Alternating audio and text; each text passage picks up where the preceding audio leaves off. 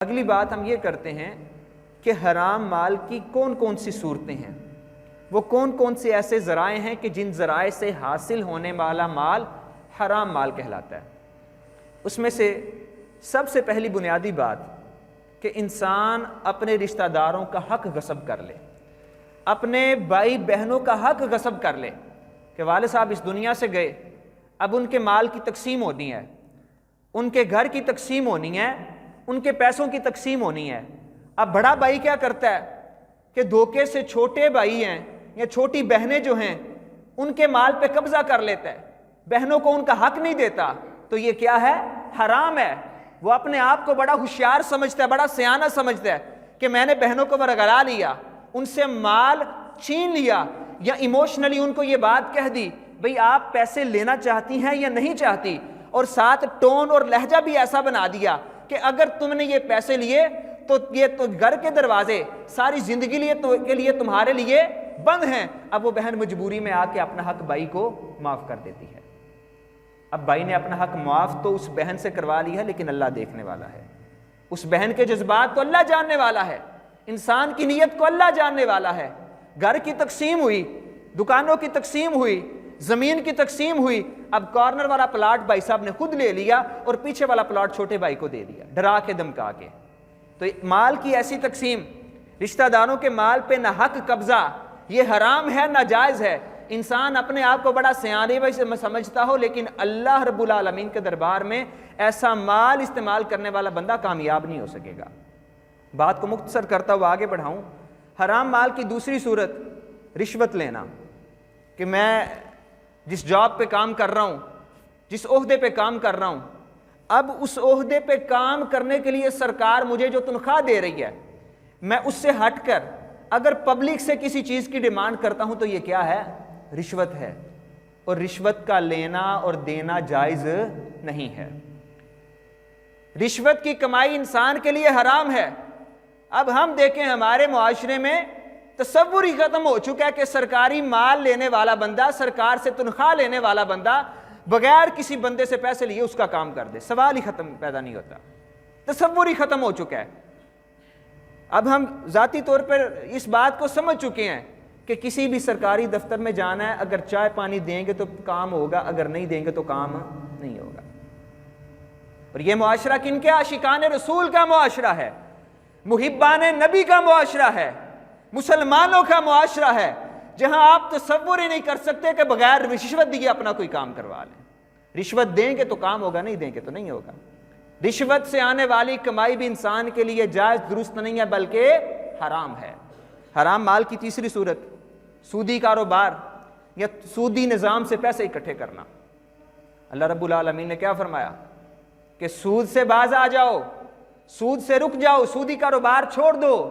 یاد رکھو اگر تم سود کے نظام سے پیچھے نہیں ہٹتے، فَأَذَنُوا بِحَرْبٍ مِّنَ اللَّهِ وَرَسُولِهِ، تو یہ اللہ اور اس کے رسول کی طرف سے تمہارے لیے کھلم کھلا اعلان جنگ ہے۔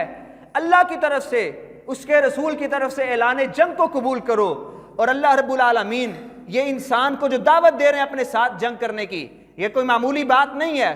تفسیر میں یہ بات آتی ہے، سیدنا ابن عباس رضی اللہ تعالیٰ عنہ بیان کرتے ہیں کہ کل قیامت کے دن اللہ کے دربار میں وہ بندہ جو سودی نظام سے فائدہ اٹھانے والا، سودی کاروبار کرنے والا، اللہ کل قیامت کے دن اس کا اپنے دربار میں کہیں گے اٹھاؤ اسلحہ، کہاں ہے تمہارا اسلحہ، کہاں ہے تمہارا ویپن، آؤ آج میرے ساتھ جنگ کرو۔ وہ اللہ رب العالمین، وہ ساری کائنات کا خالق و مالک، انسان کو یہ بات کہے گا اٹھاؤ اسلحہ اور آج میرے ساتھ جنگ کرو، کیونکہ تم دنیا میں سودی کاروبار کرتے رہے۔ سود کا کاروبار بھی انسان کے لیے جائز درست نہیں ہے، بلکہ سود کی کمائی سے آنے والے پیسے حرام ہیں۔ حرام مال کی اور حرام ذرائع کی ایک اگلی صورت ذخیرہ اندوزی، کہ مال اکٹھا کر لیا، اپنا گودام میں نے بھر لیا، اور جب مارکیٹ میں اس چیز کی شارٹیج ہوئی، اس چیز کی کمی ہوئی، تو وہ میں نے مال اپنا پھر سپلائی کرنا شروع کر دیا۔ چیز لی تھی میں نے 10 کی اور فروخت کرنا شروع کر دی 50 روپے کی، 60 روپے کی، اور اگر میں جائز طریقے سے اس کو فروخت کرتا تو میں 12 یا 15 یا 20 روپے تک اس کو فروخت کر دیتا۔ اب ذخیرہ اندوزی، جتنی بھی ہمارے معاشرے میں مہنگائی ہوتی ہے، کہاں سے ہوتی ہے؟ مصنوعی ذخیرہ اندوزی، مصنوعی مہنگائی۔ بڑے بڑے پیسے والے گودام بھر لیتے ہیں، چیزوں کی کمی ہوئی اور جناب والا مارکیٹ میں اس چیز کی قیمتیں بڑھ گئیں، اور پھر بڑے ہوشیار بنتے ہیں، دیکھو جی اتنا پیسہ میں نے کما لیا۔ یہ چیز جائز اور درست نہیں ہے۔ یاد رکھیں نبی اکرم علیہ الصلوۃ والتسلیم نے فرمایا ذخیرہ اندوزی کرنے والا بندے کا محمد عربی صلی اللہ علیہ وسلم کے ساتھ کوئی تعلق نہیں ہے۔ اور یہاں تصور ہی پیدا نہیں ہوتا کہ انسان اچھے طریقے سے اپنا مال کماتا جائے، بزنس کرتا جائے۔ یہ ایک روایت بن چکی ہے، ایک کامن پریکٹس بن چکی ہے کہ لوگ جو بڑے بڑے بزنس مین ہیں، جو اس طرح کے کاروبار کرنے والے ہیں، کیا کرتے ہیں؟ چینی ذخیرہ کر لیتے ہیں، آٹا ذخیرہ کر لیتے ہیں۔ اب ہمارا ملک گندم پیدا کرنے والے ممالک میں بڑے ٹاپ کے ممالک میں ہے، اس کے باوجود کتنے افسوس کی بات ہے کہ ہر سال آٹے کا بحران پیدا ہو جاتا ہے، گندم کا بحران پیدا ہو جاتا ہے۔ عام بندے کو کھانے کو گندم نہیں ملتی، اناج نہیں ملتا، آٹا نہیں ملتا۔ کتنے افسوس کی بات ہے، کتنے دکھ کی بات ہے کہ وہ ملک جو گندم پیدا کرنے میں خود کفیل ہو، اس کے اپنے لوگ ایک ایک لقمے کو ترسیں۔ یہ وجہ کیا بنتی ہے؟ ذخیرہ اندوزی۔ ذخیرہ اندوزی سے کمایا ہوا 1 روپیہ بھی انسان کے لیے حلال نہیں ہے۔ اس میں ایک اور چیز بھی ہوتی ہے۔ ایک دن میرا دوست کہنے لگا کہ یار وہ کام کرتا ہے بائکس کے اسپیئر پارٹس کا، کہنے لگا یار ابھی جو ٹائر میں ہم فروخت کر رہے ہیں اور خرید رہے ہیں وہ اتنے کا پڑتا ہے، اب تھوڑے دنوں بعد ٹائر کی قیمتیں بڑھ جانی ہیں۔ میری خواہش یہ ہے کہ ابھی میں سٹاک اکٹھا کر لوں، جب قیمتیں بڑھ جائیں گی تو پھر میں فروخت کر دوں گا۔ کہتا میں ذخیرہ نہیں کرنا چاہتا لیکن قیمتیں ویسے بھی بڑھنی ہیں۔ میں نے کہا یاد رکھو، اگر آپ پرانے مال پہ چیز خرید کے، پرانے پیسوں پہ چیز خرید کے اس نیت سے کہ جب ریٹ بڑھے گا تو پھر میں نئے ریٹ پہ اس کو فروخت کروں گا، تو یہ چیز بھی تمہارے لیے جائز اور درست نہیں ہے۔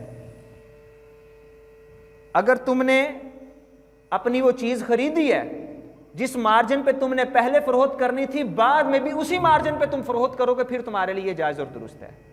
یہ بہانہ ہم کرتے ہیں نا کہ چیزیں جناب مہنگی ہو جانی ہیں، اپنے گھر کے استعمال کے لیے چیزیں لانا کوئی ایسا مسئلہ نہیں۔ آپ کو پتہ کسی چیز کی قیمت بڑھ جانی ہے، آپ ذخیرہ اندوزی کرنے کے لیے نہیں لا رہے، اپنے گھر کے استعمال کے لیے 5 کلو 10 کلو جو بھی چیز آپ لے آتے ہیں اس میں کوئی مسئلہ نہیں ہے۔ لیکن اگر زیادہ منافع لے کے فروخت کرنے کی نیت سے جو بندہ مال ذخیرہ اندوزی کرتا ہے، وہ ذخیرہ اندوزی اور اس سے آنے والا پیسہ اس بندے کے لیے حرام ہے، وہ جائز اور درست نہیں ہے۔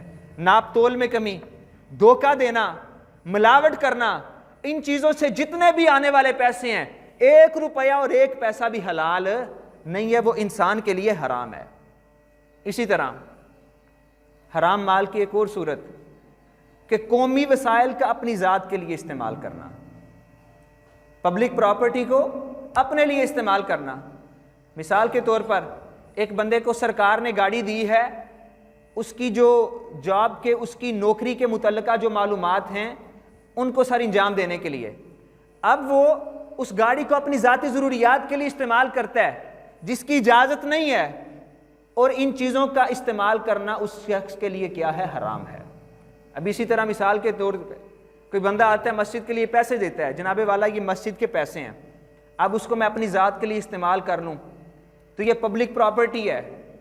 مسجد کے معاملات عام لوگوں کے معاملات ہیں، مسجد پہ کسی ایک بندے یا کسی ایک تنظیم کی اجارہ داری نہیں ہوتی، مسجد سارے لوگوں کی مسجد ہوتی ہے، اور مسجد کا 1 روپیہ بھی سب کا ہوتا ہے، اور اس 1 روپے یا 1 پیسے کو بھی کوئی بندہ اپنی ذات کے لیے استعمال کرتا ہے تو یہ اس کے لیے حرام ہے، یہ اس کے لیے ناجائز ہے اور درست نہیں ہے۔